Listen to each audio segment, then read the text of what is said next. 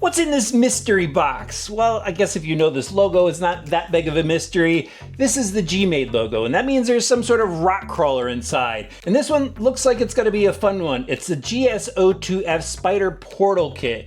It's a little bit familiar. It's got portals on it, obviously. And if you love building off-road 1/10 scale four-wheel drive kits, this is definitely something you need to check out. I'm gonna do a little something extra with this one today. Obviously, I have to get all my own electronics, but I'm gonna add a few other parts onto it because I want this thing to look sick when it's done. And I'm gonna show you that in a minute, but first I've got a word from a sponsor. And the sponsor is Novesight. They sell light pod kits in a variety of different shapes and functions. They also have light bars and other accessories. But this kit right here is the 4.5-inch off-road pod light set, and they give you everything you need to wire it up. They give you the mounts and even some lenses. These are a quality light set, and I actually have Novesight lights on my Gladiator, but I just swapped it out for these. You need to check them out. These look awesome during the day. They have blackout covers for them and amber covers, and at night, these are just gonna light up the trails. I'll have links for them in the video description. Now let's check out that Spider kit. Here you go, RC drivers, another Jeep-inspired vehicle. I know you're really excited about it.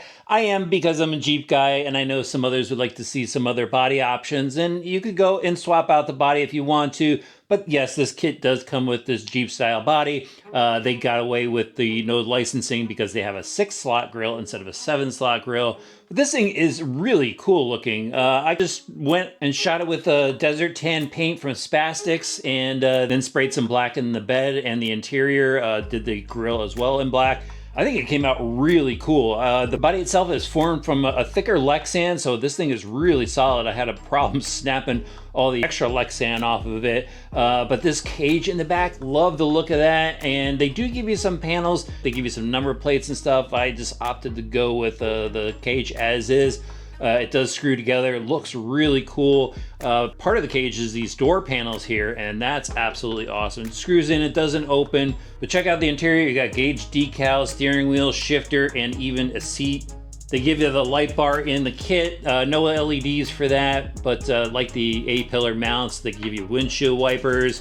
They give you the lens for the bumper lights. No LEDs behind that, but love that just shorty bumper. I decided to install their optional LED headlights. Of course, you'll get taillight LEDs as well in the kit. It's all part of the single string. The rear bumper, stubby rear bumper, looks very cool, and I think you could add LED lights to that. It is semi-stealth with the body clips. There's 2 that mount under the front bumper, and then there'll be 2 in the cargo area. Mirrors on the side. They give you wheels and tires with the kit. However, I went and swapped it out right off the bat. Wanted something a little bit more aggressive. And I went with these Racer's Edge machined aluminum wheels. They got a nice beadlock ring. You gotta screw it all together. And then I wrapped those in these Luis RC Rowdy tires, and it looks pretty good. Perfect just for the trail fun driving that I'm gonna be doing with this rig. And then the Gmade has these caps for the axles, just polished off the look of the truck. What do you think? Did I do a pretty good job with this? Let me know in the comment section below. Should I put those number plates on the sides? It did take me a few hours to get this body all together, but that looks really cool. Now we can take a look at the chassis. The chassis itself is going to look really familiar. It's the GS02. The chassis has been used on a number of Gmade kits. It's got the steel ladder frame setup, composite shock hoops. The battery mount is adjustable. You could use shorty packs or longer packs. They give you a radio box, a speed controller tray, and it's a solid frame like you would expect. I like the little sliders that they give you for the side. Just helps with the look and a little bit of functionality there too. And then the driveline, we've seen this before. It's a 2-speed transmission, but the transmission is also overdriven from the factory. So your front wheels are gonna spin faster than your rear wheels, and that will help when you're climbing. That will also help with the turning radius. And the transmission setup works well. They've got sliding style drive shafts in the center, and it goes down to the big new feature on this kit. This is a portal axle setup. So you got these nice looking portal axles in the front and in the rear.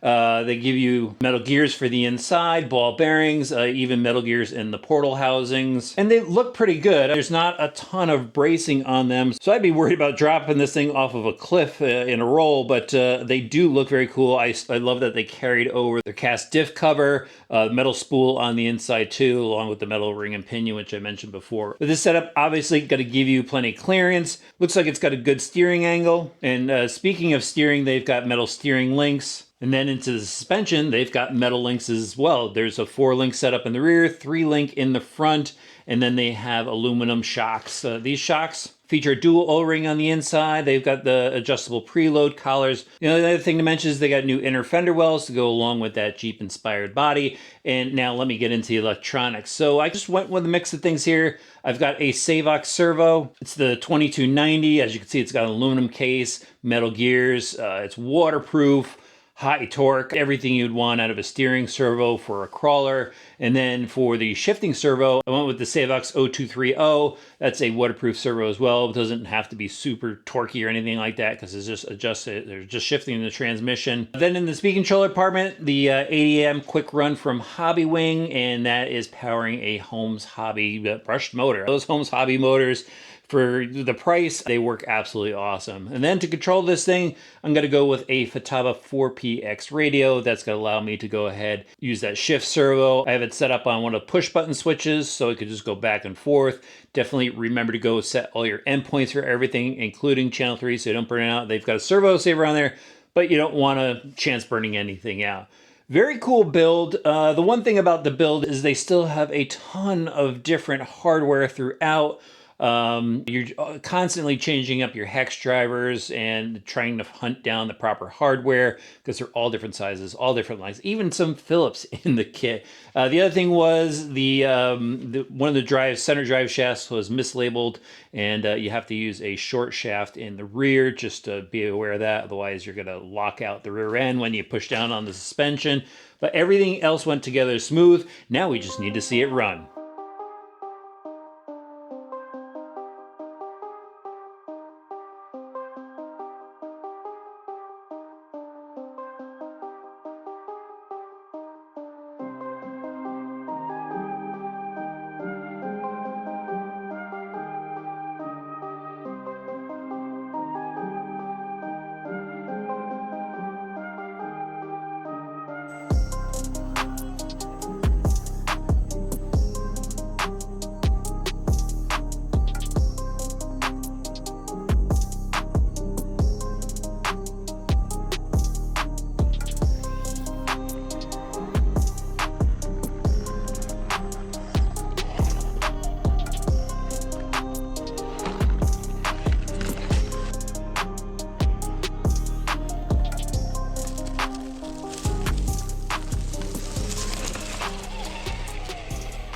All right, guys, time to walk you through the drive with the Spider, and I just have it set up with a 2S battery pack. It's in low gear right now. As you can see, we've got a pretty slow crawl with that brush system in it.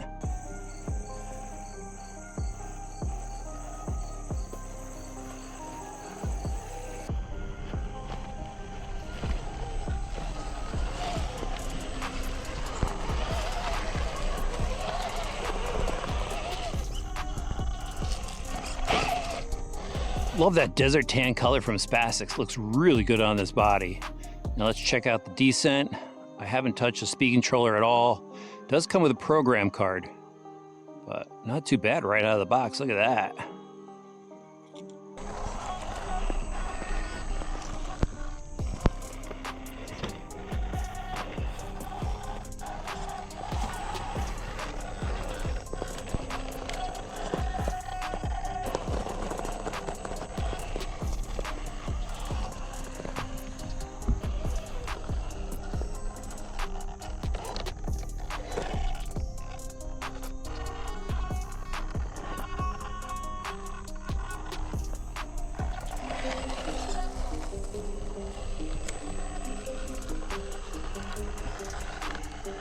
Now these tires aren't super sticky. I got them because I love the lug pattern on them, and I was really just planning on bombing this thing down trails, but of course, you know, I had to hit the rocks with it, and it did pretty well. I'm gonna run through this line here. We'll check out the steering. So we'll drop it down this hill again. That's full lock. Not too bad. Go full lock again. Again, pretty good. There's some spots where I'd like a little bit more steering angle, but I think we've reached the max on those universals.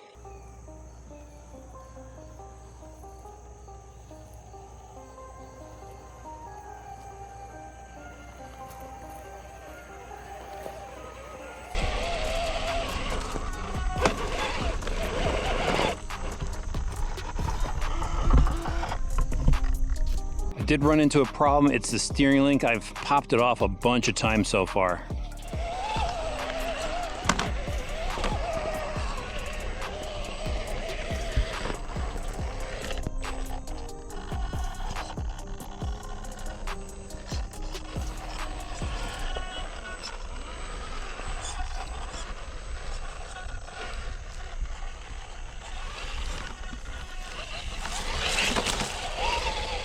There's definitely plenty of clearance with those portal axles.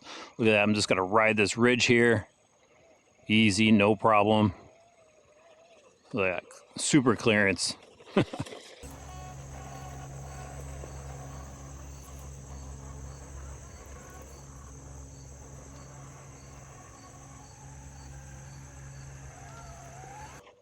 Again, it's in low gear, and I just want to show you full speed in low gear. Not bad. Now in high gear, there's plenty of speed. It's nice wide range on that gear ratio. So you're like bombing around, you got the gear to do it.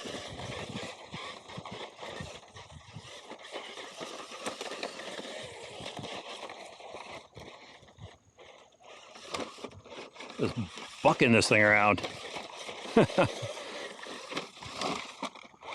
Now the stock setup out of the box, the suspension just seems a bit rigid. I think it needs a little bit softer of a spring. But I gotta tell you, I mean, it's tackling some pretty hard lines here.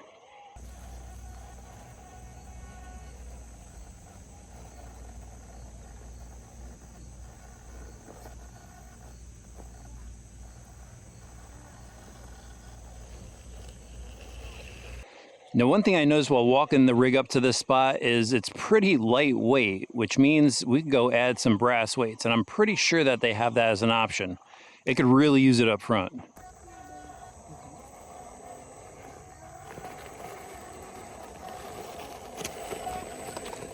So far, so good with the Spider. I mean, it's been a beast. It's taken some hard hits. It's tackling some hard lines as well.